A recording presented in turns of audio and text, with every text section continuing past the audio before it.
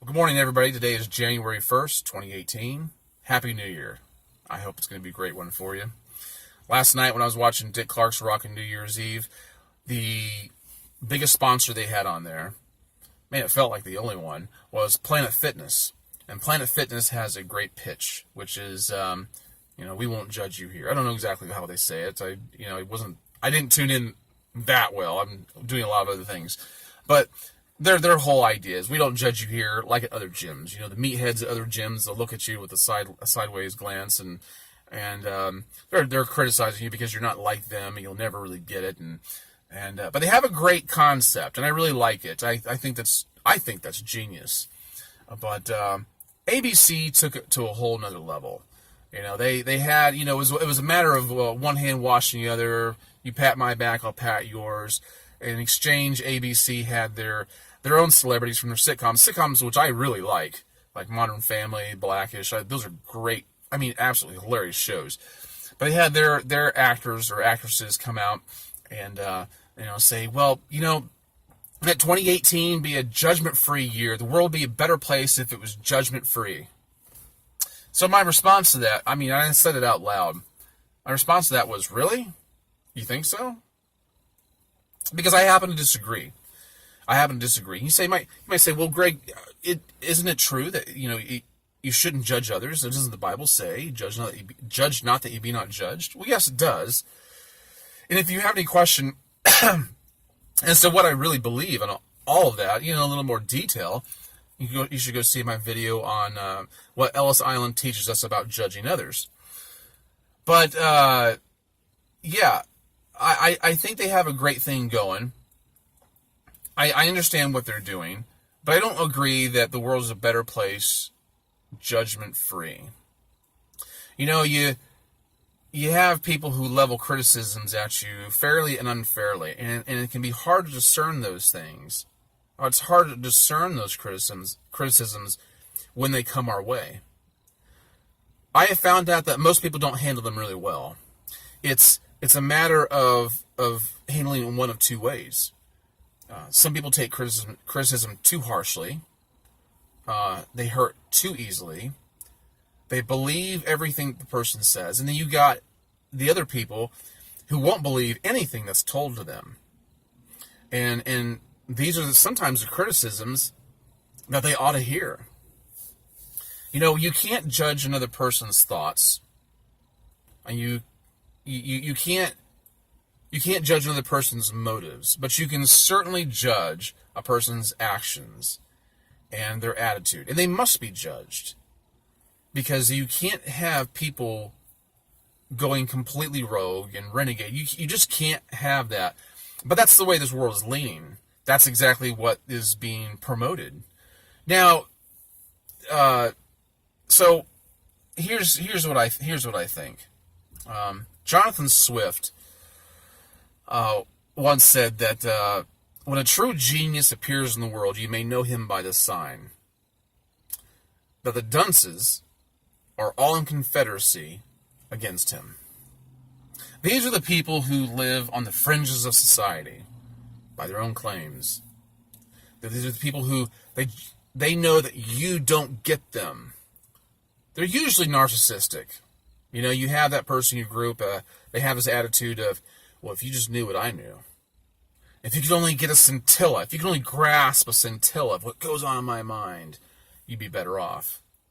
But in the meantime, you're just stupid. And they're all over the place. That's what Jonathan Swift was talking about. And if that's the definition, then geniuses abound. They're everywhere. But that's how people think.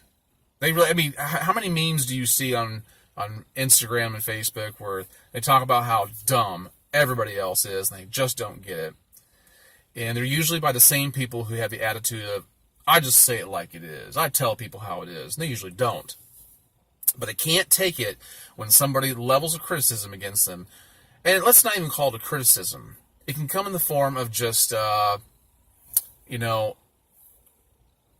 don't know. Maybe I don't know. I can't really think of a better word for it. Constructive criticism. Say that you pull someone aside, and I've done this with people at work. Hey man, look, you probably talk too much. You say too much, or you've got a really bad attitude. You might want to think about that. And these are the people who balk at it and go, that's not me. You just don't get it. You're the dumb one. You haven't got it figured out like I have. And you never will. Because I will never allow you to be in my orbit. Because you're that dumb. You know people like that, right? You might have them in your family. They might not be your immediate family. It might not even be your spouse or your children. It could be somewhere in your family tree. But you got some of them at work. I can guarantee it. But they're everywhere. All you have to do is drive through a grocery store parking lot or down one of their aisles, and you run into them all the time. You see their looks that they give you. But they're everywhere. Here's where what I really want to get to. Don't fall into the trap of being a genius. A self-proclaimed genius. Sometimes it behooves us to listen to the things that people have to say to us. Maybe sometimes the criticisms that are leveled against us are true. Or maybe it's just a morsel of truth. There's just a morsel of truth in it. You can still glean from that. I think it takes some time and it takes some skill to be able to decipher what's real and what's not real, because I don't think most people really see who they actually are. They can't be honest with themselves. And that's why you will see some people who will never, ever change, because they can't ever take what somebody has said to them and ask themselves, is that true? Am I like that? Is there any truth to it at all? I challenge you to do that. I challenge you to do that this year. Anytime someone has an unkind word to say to you, or if you just perceive it as being unkind, it makes you feel uncomfortable. It kind of hurts, it kind of stings a little bit. Ask yourself, is there any truth to it at all? At all. Can I learn from this? In some cases, no, there's no truth to it at all. And you probably know those kind of people. You know the people who are toxic, who are just trying to hurt you. But not everybody's trying to do that.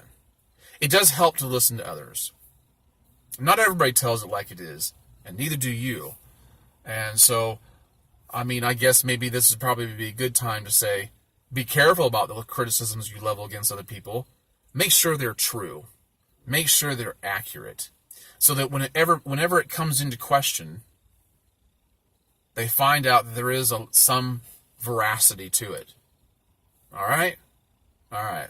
Let's think about what we can learn from what people say. It'll help you develop thicker skin. I never want to be defined as a snowflake. I probably have been. But I'm going to tell you something. The people who are genuine, the people who have something to say to you, I think that one of the sure signs that they're not out to hurt you is they don't keep driving the nail in. They don't keep shooting a dead horse. They get on it, they get off it, and they walk away. Those people I tend to listen to a little bit more because I can tell by their spirit they're not out to hurt me. And don't be too afraid of it, because generally most people are actually pretty nice about the criticisms, especially in this PC world we live in. They don't really want to tell you, they don't really want to say too much. They might be thinking a whole lot more than what they're telling you.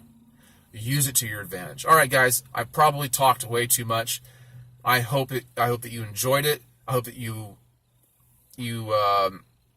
feel comfortable enough to share your thoughts and comment below. And if you haven't subscribed yet, do so. If you like the content, hit the like button. All right, I'll catch you later.